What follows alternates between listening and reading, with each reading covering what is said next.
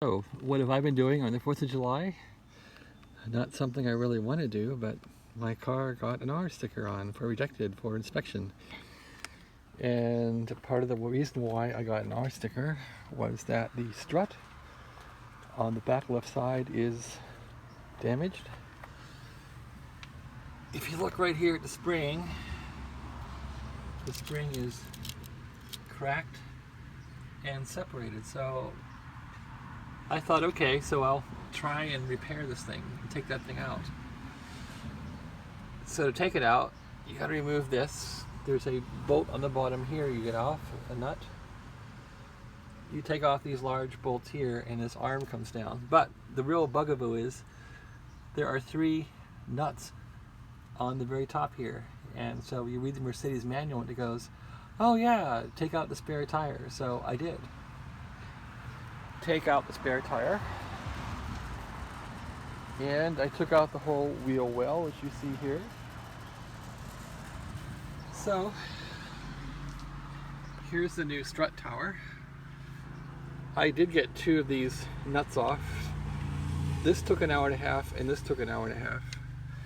The third one I can't get to budge and I can't get it off, and it's way up inside there. So I'm contemplating grinding this old one apart and trying to chisel it off. So I've already spent a day fussing with this thing, probably 6 hours today.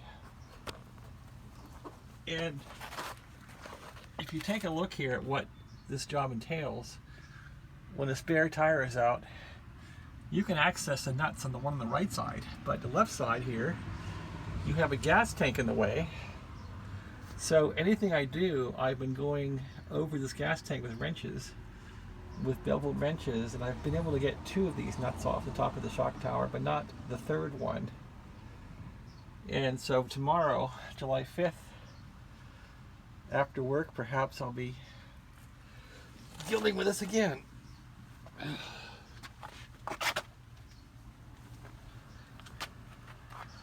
And some of the tools I've had to use for this,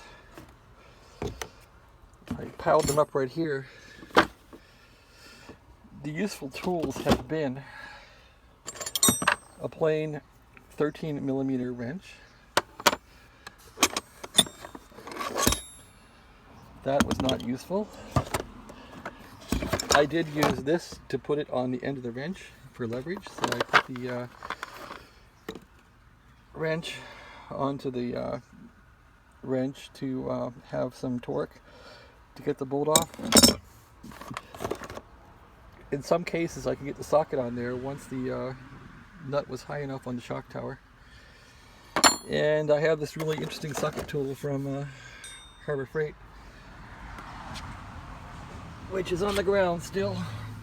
So this is a low profile socket tool, and I did have some luck with this tool. So why is this tool useful? Well, when you're trying to get this thing off, these nuts have a stud that will protrude above the nut. So when these are actually all torqued on, you really can't get a socket on here. It'll hit. So this is really handy. You can use this.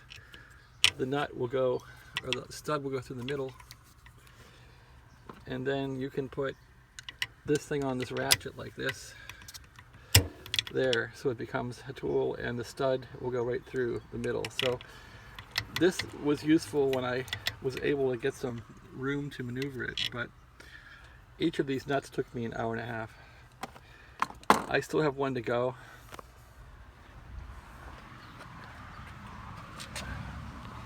So it's doubtful I get the third nut off.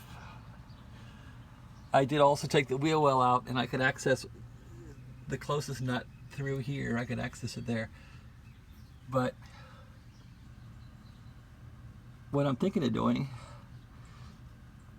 is trying to grind the spring off of here, which is dangerous, and then take the shock absorber out and put a chisel up in here and chisel off that stud if I can reach it. I can't chisel right through here unless I ground off part of this and put a chisel in. That might be the way to go.